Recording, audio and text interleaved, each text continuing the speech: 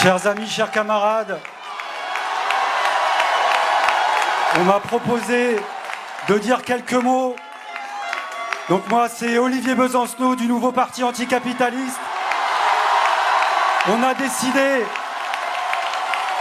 décidé de faire partie du Front populaire avec notre particularité qui est un moment extrêmement particulier. Donc on l'a fait en conscience, en se faisant violence, on doit l'avouer, pour qu'une coalition la plus large voie le jour, sans rien oublier, ni des uns, ni des autres. Moi aujourd'hui, il a été question de penser, évidemment, à ceux qui n'ont pas voté et qu'il faut faire voter. Moi, je voudrais avoir une pensée pour ceux et celles qui n'ont pas le droit de vote dans ce pays.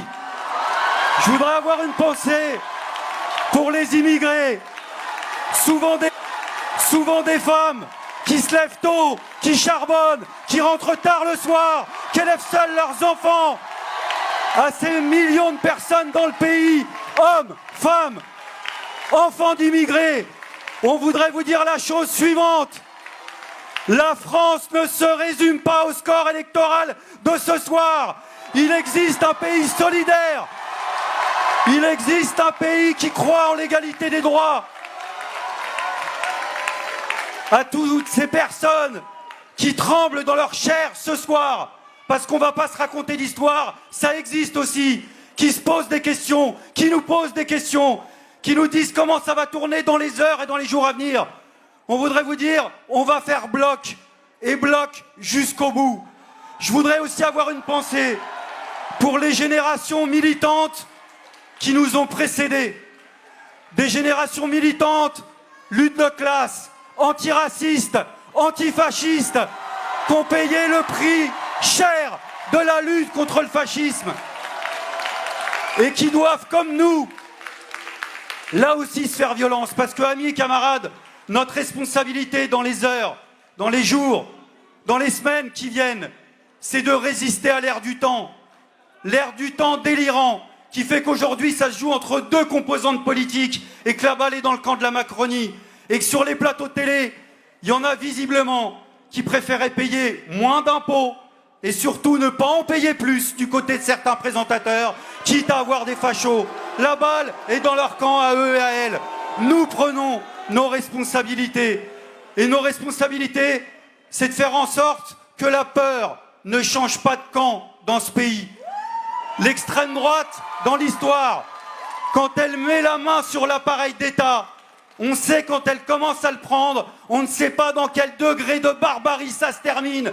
Alors il faut faire front, ici et maintenant, résister à l'ère du temps. Et je terminerai là-dessus. C'est combattre cette ambiance politique qui est à gerber. C'est l'aberration orwellienne, pour ceux qui ont la référence de 1984 et de son livre « Le ministère de la vérité ». Ce ministère du totalitarisme qui mélangeait les mots, tout et leur contraire. La guerre, c'est la paix. La liberté, c'est l'esclavage. La force, c'est l'ignorance. Aujourd'hui, nous sommes en train de vivre cette séquence politique-là, où on rend, ni plus ni moins, les chômeurs responsables du chômage, où on rend les immigrés responsables du racisme, où on rend les femmes, du fait de leurs actions soi-disant trop radicales, responsables du sexisme. Tout est à front renversé. Et comme une apothéose politique, le rêve de la réaction et des fachos en tout genre, c'est de dire que l'extrême droite serait antiraciste et que toute la gauche serait antisémite. Il faut tout remettre à l'endroit. Alors oui, on a affaire à un rouleau compresseur, à des chaînes d'infos en continu.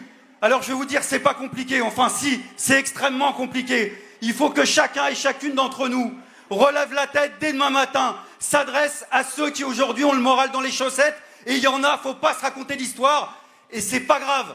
On a le droit d'avoir des coups de mou, on a le droit de douter, c'est humain de douter. Nous on n'est pas comme eux, même sur ce terrain-là. Mais il faut leur dire que demain matin, on se transforme, nous tous et nous toutes, en chaîne d'information continue, en contre-chaîne d'information continue, pour que ça soit la victoire. Alors oui, il y a un grand révolutionnaire qui s'appelait Auguste Blanqui, qui a fait quelques révolutions dans le 19e siècle. Et il s'attaquait à ce qu'il appelait les adorateurs du fait accompli, les fatalistes de l'histoire. Le récit voudrait qu'aujourd'hui, on intériorise l'idée que l'extrême droite soit déjà au pouvoir.